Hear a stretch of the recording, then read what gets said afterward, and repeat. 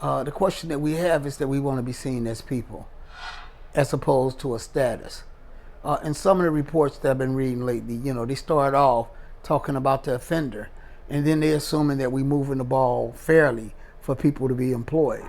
I don't think that you give jobs to offender. I think you give jobs to people.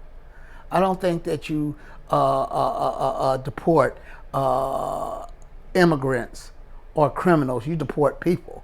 So at a certain point, people should be the operative word when we're talking about human beings, because to afford them a status and to act on them just on a status basis, then you might get to act in a way that's inhumanely, and most likely it will be at a certain point.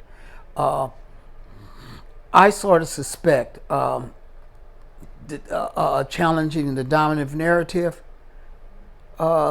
got to actually show up when people are writing reports, because in the language, when they're writing their reports and you reading their reports, you can almost tell where the reports is going based on what they're calling people, based on how they're suggesting things through the language.